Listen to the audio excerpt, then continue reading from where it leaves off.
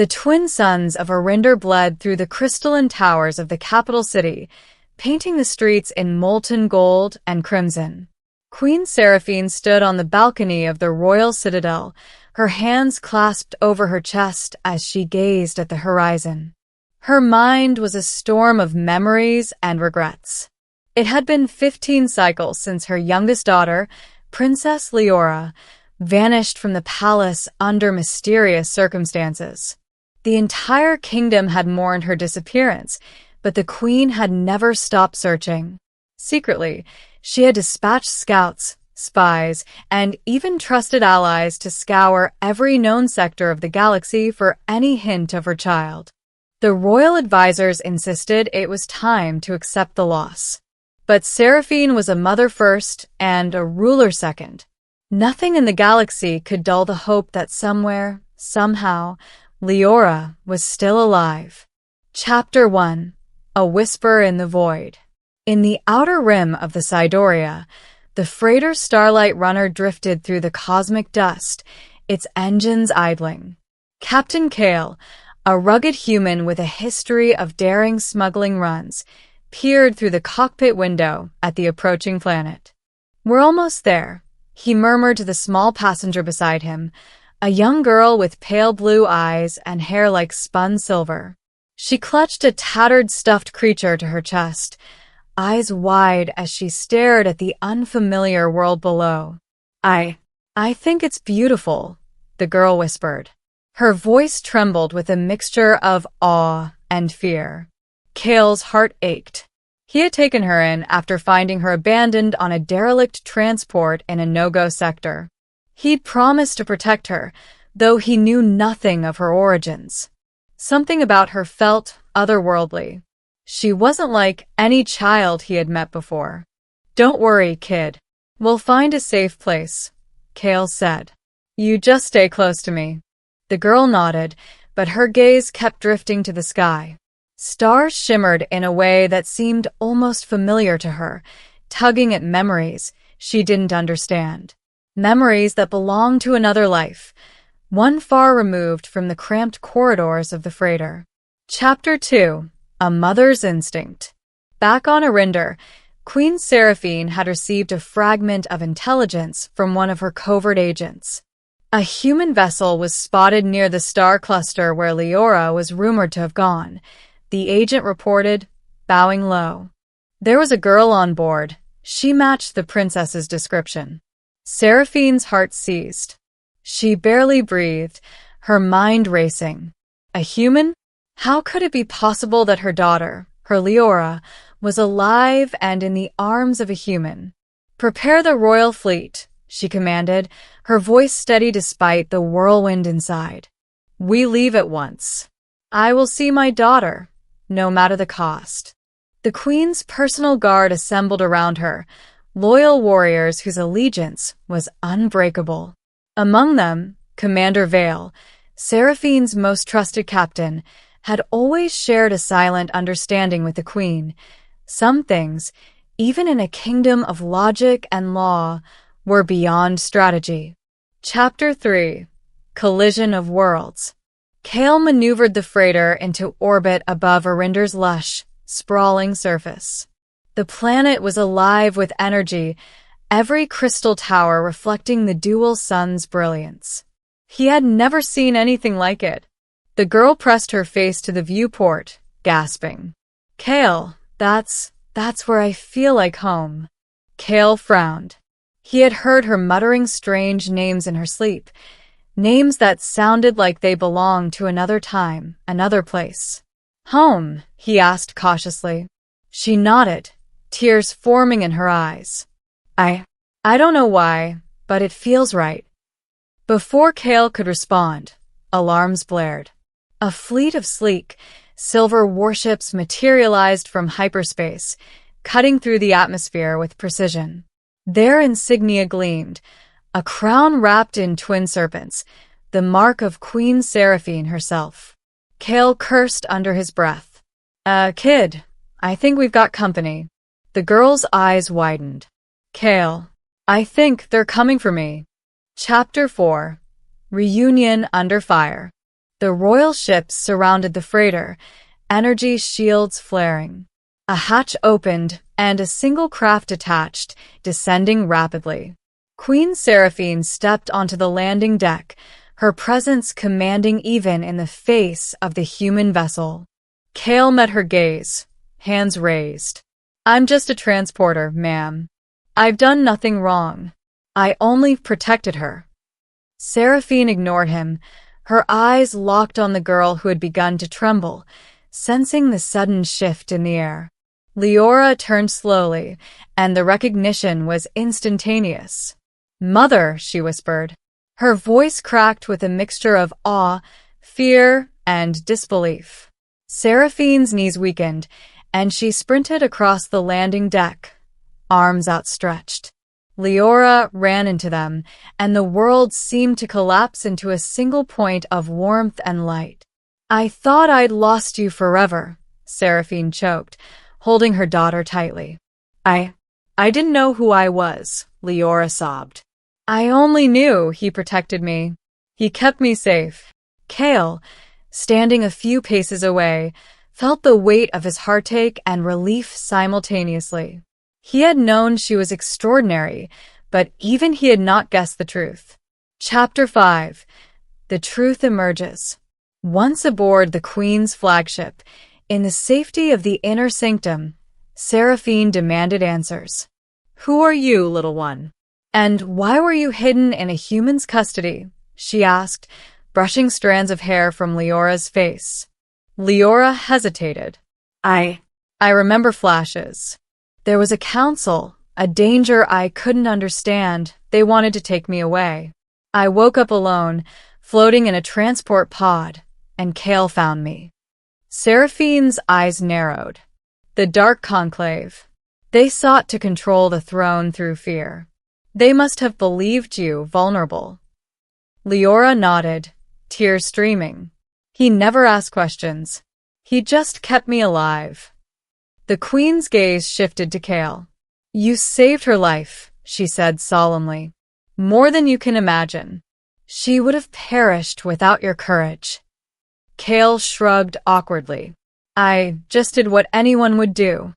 "You risked everything for a child you didn't even know," Seraphine said softly.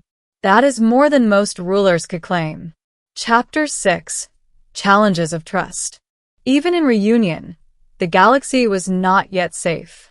Intelligence reports confirmed the Dark Conclave's forces were regrouping, planning to strike at the Queen's fleet while she was vulnerable.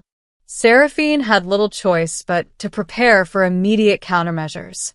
"I must protect her," the Queen whispered to herself, "even if it means war."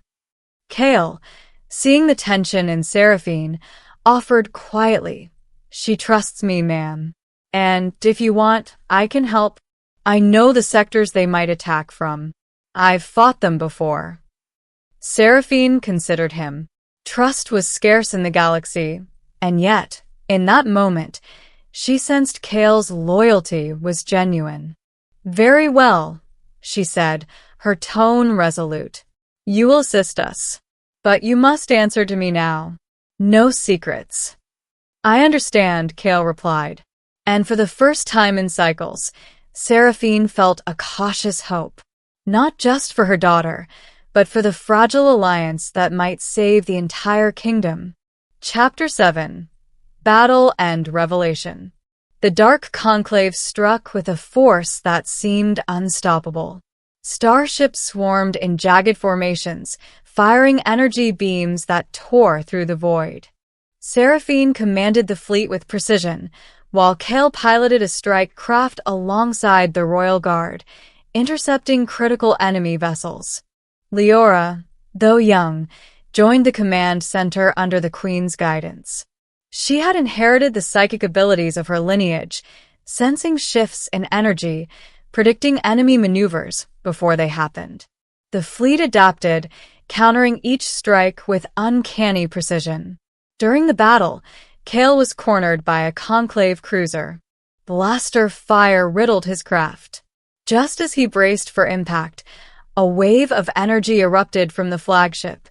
Leora's psychic ability channeled through the Queen's ships, disabling the enemy vessel. Kale's eyes widened. She's incredible. Seraphine, standing beside him in the command deck after the battle, placed a hand on his shoulder. And she is my daughter, but she would not have survived without you. Kale looked at Leora, who smiled faintly. You saved me, Kale. And now, I think I know who I am. Chapter 8. A New Beginning. The battle won. The Queen returned to her citadel with Leora at her side. Kale chose to remain in the kingdom as a protector, no longer merely a human wanderer, but a trusted ally. Seraphine addressed the council, announcing Leora's safe return and the capture of key conclave operatives. This is a time for rebuilding, she said, her voice steady yet filled with emotion. But more than that, it is a time to cherish what we thought lost. My daughter has returned, and with her, hope has returned to Arinder. Leora, holding Kale's hand, looked at her mother. I am home, she said softly. Seraphine's eyes glistened. You are my child. And now, together, we will face the future. Together. The twin suns of Arinder dipped below the horizon, bathing the city in the soft light of a new cycle. In the warmth of her daughter's embrace and the loyalty of the human who had safeguarded her, Queen Seraphine finally felt a peace she had not known in 15 cycles. The galaxy was still vast, unpredictable, and dangerous. But for the first time in years, hope was no longer a whisper. It was a reality. And in that reality, a lost daughter had been found, in the arms of a human, and the stars themselves seemed to shine brighter for it. Chapter 9. The Aftermath of Reunion. Days after the battle, Arinder's capital slowly returned to life. Citizens poured into the streets to celebrate the return of Princess Leora, waving banners with her emblem, a silver star cradled in a crescent of sapphire. Queen Seraphine walked among them, holding her daughter's hand, feeling the pulse of her people's joy and relief. Leora marveled at the city she had only ever seen in visions from her past. The towers shimmered like crystal in the twin suns' light, and everywhere she looked, the streets were alive with celebration. She had been lost for so long, and yet she realized that she had grown strong in her absence. But now, with her mother and Kale by her side, she felt grounded in a new sense of purpose. Kale, though unfamiliar with royal ceremonies, found himself swept into the festivities. Citizens whispered of the human who had saved the princess, a mysterious guardian whose courage had bridged two worlds. Though he had never sought recognition, he allowed himself a small smile as children ran past, calling him Hero of Leora. Chapter 10. Healing Old Wounds. In the quiet of the royal citadel that evening, Seraphine and Leora sat in the palace gardens. The twin suns had set, leaving the sky a canvas of deep violet and gold. The scent of alien blossoms filled the air, a reminder of life's resilience even after the darkest trials. Mother, Leora said softly, I don't remember everything, but I know I want to protect Arinder. I want to learn about our people, about you, about myself. Seraphine's heart swelled. You will, my child. You are not just a princess. You are a symbol of hope. And together, we will ensure that no one can ever take you from this world again. Kale approached quietly, kneeling on one knee in respect. And I'll be here to protect her, ma'am. Not just as a guardian, but as family. Seraphine nodded. You've earned your place, Kale.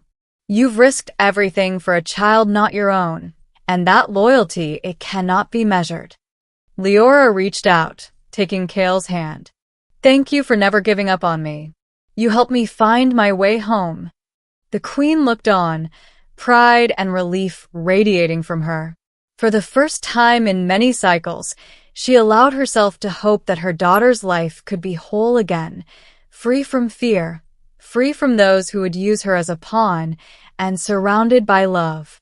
Chapter 11: A New Dawn. Weeks passed, and Erinder began to rebuild and prepare for a stronger future. Leora trained in the arts of leadership, diplomacy, and the psychic abilities she had begun to master. Kale, once a lone traveler of the stars, found a new home among the Queen's Guard, teaching strategy, combat, and courage to those who would defend the kingdom. Seraphine, now secure in the knowledge that her daughter was safe, worked tirelessly to restore trust in the monarchy and repair alliances fractured during Leora's absence. Yet she never once let go of the small moments, sharing stories with Leora, walking among the citizens, and finding solace in the quiet strength of Kale's presence. One evening, as the twin moons rose, painting the city in silver light, Seraphine, Leora, and Kale stood atop the highest tower of the citadel. The wind whispered past them, carrying the scent of hope and the promise of new beginnings. Leora smiled. "I finally understand why I survived, why I was lost. It was so I could return stronger, and so that I could choose my family, not just the one I was born into, but the one I found along the way." Kale glanced at the girl who had once been lost in the void, now standing tall and radiant. "We found each other when we needed it most. That's what matters." Seraphine's gaze softened, her voice gentle yet powerful. "The galaxy is vast, unpredictable, and sometimes cruel. But love endures. And together, we will face whatever comes next. As queen, as daughter, as guardian, as family." The city below shimmered in celebration, but above them, the stars seemed to bow in quiet acknowledgement. A lost daughter had been found, and in her return, a new era had begun, one of hope, courage, and unbreakable bonds. For Seraphine, Leora, and Kale, the adventure of survival and reunion had ended, but the adventure of life, together, was just beginning.